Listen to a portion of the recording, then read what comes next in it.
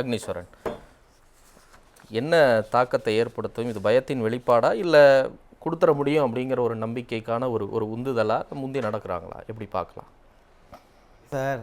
சந்திரம் sir சொன்னார், நீதிமன்றத்திலையும் சட்டமன்றத்திலையும் திமுக ஏமாத்துகிற வேலையை செய்யலை, போராடுது அப்படின்னு சொன்னார். திமுக போராடின ஒரு செய்தியை மட்டும் மக்களுக்காக வெளிச்சம் போட்டு காட்டணும். 16வது சட்டமன்ற கூட்டம் 5 ஆண்டுகளில் 1825 நாளையில் இவங்க சட்டமன்றம் நடத்தினதே வெறும் 161 நாள் தான். அதில் ஒரு வருஷத்துக்கு 12 மாதம் 365 நாள். ஆனால் சட்டமன்றம் நடந்தது வெறும் 32 நாள் தான். அப்போது இவங்களுடைய நோக்கம், தேர்தல் அறிக்கையில் என்ன சொன்னாங்கன்னா, ஒரு ஆண்டுக்கு நாங்கள் 100 நாள் சட்டமன்றத்தை கூட்டுவோம், 5 ஆண்டுகளில் 500 நாள் சட்டமன்றம் கூடும் என்று சொன்னவர்கள் வெறும் 161 நாள் அவர்கள் போராடியதனுடைய தன்மையை இதிலிருந்தே பார்த்துக்கலாம். ஒரு வருஷத்துக்கே 12 மாசத்துல 1 மாசம் தான் சார் சட்டமன்றமே நடந்திருக்கு. அப்ப சட்டமன்றம் குறைச்சு நடக்குதுன்னா மக்களுக்கான திட்டங்கள் நிதிகள் போய் சேரல, அப்படிதான் அர்த்தம். அப்படிதான் நான் பார்க்கிறேன். சட்டப்பேரவை நடக்கிறதுக்கும் மக்களுக்கான திட்டங்கள் தீட்டி நிதி ஒதுக்குறதுக்கும் என்ன சம்பந்தம்? சட்டப்பேரவையில தான் நிதி ஒதுக்குறாங்க. இல்லைன்னா சட்டப்பேரவையில தானே திட்டத்தை தீட்டி அமைச்சர்கள் உட்காந்து விவாதம் பண்ணி மானிய கோரிக்கை அங்கதானே நடக்குது. அதெல்லாம் ஓகேங்க சார், அங்கேயே நடக்கலன்னு சொல்ல வரேன். சட்டப்பேரவை நடக்கலன்னு கேளுங்க, திட்டம் அறிவிக்க முடியாது, நிதி ஒதுக்க முடியாது. அப்ப சட்டப்பேரவையினுடைய எண்ணிக்கை குறையுதுனாலே என்ன அர்த்தம்னா, மக்களுக்கான திட்டங்களை கொண்டு போய் சேர்க்கலான்னு பொருள், அவ்வளவுதான். ரெண்டாவது, இப்ப இவங்க சொல்றாங்க நான் மகளிர் உரிமை தொகை 1000 ரூபாய், அதே மாதிரி நீங்க நீட்டு விளக்கு, அதெல்லாம் ஆட்சிக்கு வரமாட்டோம்னு தெரிஞ்சுதான் திமுக சொல்லிச்சா சார்? அது மாதிரி தான் சார் இந்த 10,000 ரூபாய். இந்த 5,000 ரூபாய் ஏன் சார் கடைசி நேரத்தில் கொடுத்தாங்க? திரும்ப ஆட்சிக்கு வரணும்ன்றதுனால தானே சார். இப்போ திமுக செய்தால் ஜனநாயகம், அதிமுக சொன்னால் பயம். சரி, நான் இப்படி கேட்குறேன், குலவிளக்கு திட்டம் அறிவிக்கிறீங்க, ஆண்களுக்கு இலவச பயணம், 25,000 ரூபா மானியம் எல்லாம் கொடுக்குறீங்களே, அப்பயே சொத்து வரி உயர்வு, குடிநீர் கட்டண உயர்வு, எல்லாமே உயர்ந்த மின்சார கட்டண உயர்வுலாம் இருந்துச்சுல்ல, அப்பயே இந்த கருணை தொகையை உதவித்தொகை அறிவிச்சிருக்கலாம்ல, ஏன் இன்னைக்கு அறிவிக்கணும்?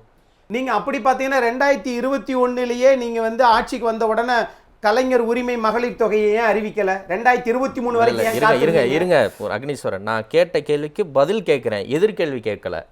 கருணை தொகை கொடுக்கணும்னு முடிவு பண்ணியிருக்கீங்க, சொத்து வரி உயர்வுலேருந்து எல்லா வரி உயர்வும் எப்பயோ ஏறி போச்சு.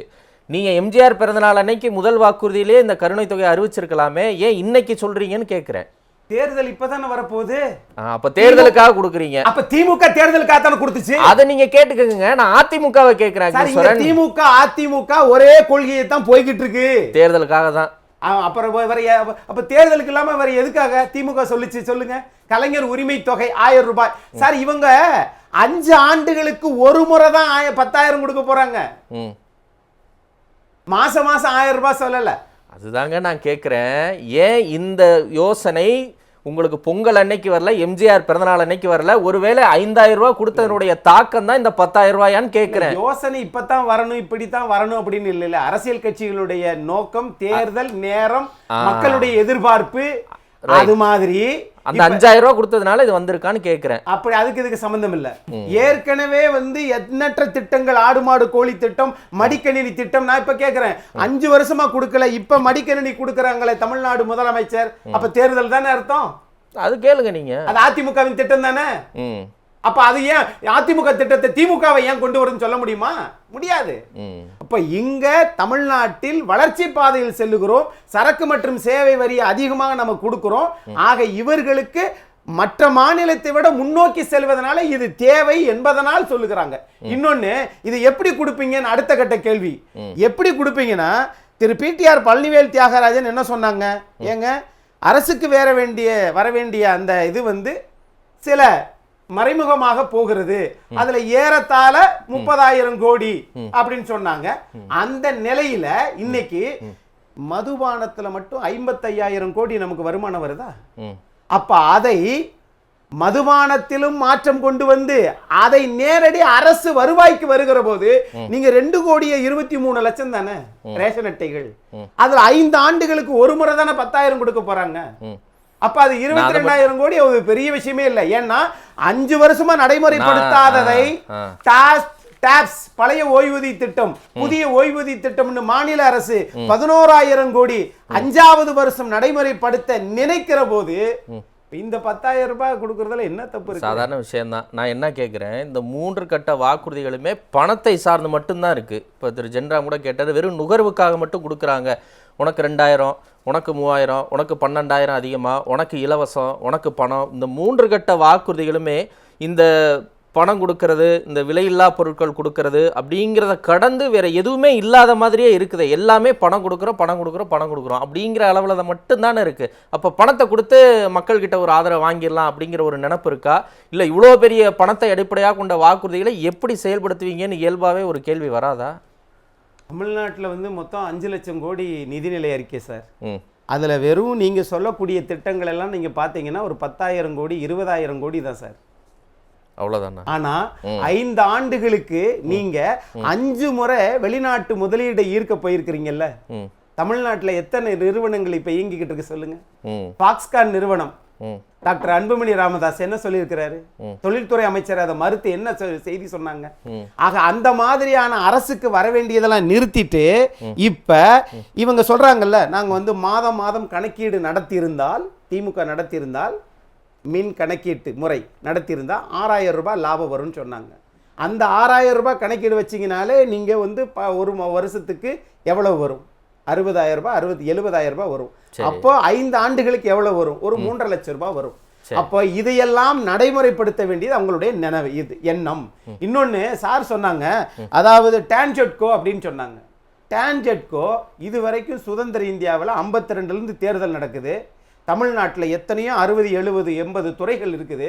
இத்தனை துறைகள்ல தமிழ்நாட்டிலிருந்து டான்ஜெட்கோ நியூயார்க் கிழக்கு மாகாணத்துல இவங்க 2021 2022 பிப்ரவரி வரைக்கும் ஐயா மருத்துவர் ராமதாஸ் அவர்கள் கொடுத்த அந்த அறிக்கையின்படி அந்த செக் பீரியடை கணக்கு பண்ணி நியூயார்க் மாகாணத்துல வழக்கு போட்டிருக்காங்களா டான்ஜெட்கோ என்று. அதுல 5 மாநிலங்கள் இந்தியாவிலிருந்து இருக்குது. ஒரிசா, மத்திய பிரதேசம், அது மாதிரி தமிழ்நாடு. இந்த தமிழ்நாட்டிலிருந்து 1754 கோடி நீங்க இதுல இருந்து ஆந்திராவில இருந்து இந்த மின்சாலை காற்றாலை மின்சாரத்திற்காக வாங்கினார்கள் என்று நியூயார்க் மாகாணத்தில் இருக்குது. அப்ப அதுக்கும் உதய் திட்டம் தான் காரணமா? சரி, ஜென்ராம் சார் சொன்னது கரெக்ட் தான். அண்ணா பெயரளவில் தான் இருக்கிறாரு திமுகவுக்கு. அண்ணா சதுக்கம் அப்படிங்கிறது இன்னைக்கு இருக்குதான்னு மட்டும் கேட்டா சொல்லும், பெயரளவில் தான் இருக்குன்னு சொல்லி. ஆகையினால அது இருக்கட்டும். இங்க 10 ஆண்டு காலத்துல திமுக அதிமுக இன்னைக்கு வாங்கியிருக்கிற 5 ஆண்டு காலத்துல வாங்கிய கடனை விட 10 ஆண்டு காலம் வாங்கியது 4,86,000 கோடி. இதுல 2010லயே திமுக ஆட்சி விட்டு போகும்போது ஏறத்தாழ 1 லட்சம் கோடி. அதையும் சேர்த்து தான் 4,86,000 கோடி. ஆனால் திமுக இந்த 5 ஆண்டு காலத்துல வரி உயர்வு, கடன் உயர்வு, உலக வங்கியில நாம பெற்ற கடன் 5,65,000 கோடி இந்த 5 ஆண்டுகளில் மட்டும். சரி, இப்ப இதுல இருந்தே கணக்கு பார்த்துக்கிறோம். ஆனால் புரட்சி தலைவர் எம்ஜிஆர் ரிக்ஷாக்காரங்களுக்காக ஒரு மலைக்கோட்டு கொடுத்தார். அதே மாதிரி இன்றைக்கு நடைபாதையில் இருப்பவர்களுக்கு கூட்டுறவு கடன் தள்ளுபடி செய்யப்படும் சொல்றார். பெரிய பெரிய முதலாளிகளுக்கு ஆதரவாக இல்லை அதிமுக, அது ஏழைகளுக்கான கட்சி. அதனால அந்த மாதிரியான திட்டங்கள். அப்ப இதெல்லாம் வந்து ஒரு பணமா தான் பாக்குறீங்க அப்படின்னு சொன்னா நீங்க 5,000 கொடுத்துருக்க கூடாது. அந்தந்த மாசம் தானே கொடுக்கணும், மொத்தமா கொடுத்தது எதுக்கு? ஆகையினால இங்க இவர்கள் நினைப்பது, திமுக நினைப்பது இங்க தேர்தல்ல பணமா தான் பார்த்தாங்க. அப்படின்னா ஏன் ஊரக உள்ளாட்சி தேர்தல் வந்து 5 வருஷத்துக்கு மேல 6வது வருஷம் நடந்துருக்கு, ஏன் நடத்தல? அது மாநில அரசு நடத்த வேண்டியதுதானே, ஏன் நடத்தல? சட்டமன்ற தேர்தலுக்கு நாம வெற்றி பெறணும் அப்படின்றதுனால இந்த 5,000 ரூபாய் டோக்கன் அட்வான்ஸ் மாதிரி முன்னாடியே கொடுத்திருக்கிறாங்க. அப்படிதான் நான் பார்க்கிறேன். ஆனா அதிமுக கொடுத்தா அது காசு, திமுக கொடுத்தா அது நன்கொடை, தேர்தல் நன்கொடை. என்ன சார் இது? சரி, சசிகலா கட்சி ஆரம்பிச்சது ஏதாவது சொல்றீங்களா? அதை பத்தி எனக்கு ஒண்ணும் தெரியல. ஒன்றும் தெரியலையா? சரி, நான் தெரிஞ்சுக்கவே கேட்குறேன். இது தாக்கத்தை ஏற்படுத்துமா ஏற்படுத்தாது? அது அவங்க அறிவிக்கட்டும், கட்சி அறிவிச்சிட்டாங்களா, கொடியை காமிச்சிட்டாங்க, என்னங்க வேணும் உங்களுக்கு இன்னும்? இப்ப எஸ்ஐஆர் வந்துருச்சு, தேர்தல் தேதி இந்த மாதம் ஏறத்தாழ 28க்குள்ள அறிவிப்போம்னு சொல்லி சொல்லப்படுகிறது. அதுக்கு இடையில நீங்க allotment symbol order, code of conduct பேர் வைக்க முடியாது, அது வந்துரும். ஆகவே இந்த அலாட்மெண்ட் சிம்பல் ஆர்டர் 1968 படி என்ன நிலைப்பாடு என்பதை அவர்கள் ஆரம்பிக்கட்டும், வரட்டும், தேர்தல் ஆணையம் அனுமதி கொடுக்கட்டும், அதற்கு பிறகு கருத்து சொல்லலாம் என்று அடியேன் நினைக்கின்றேன். ரொம்ப தெளிவா இருக்கீங்க. சரி லக்ஷ்மி, கோட் ஆஃப் கான்டக்ட்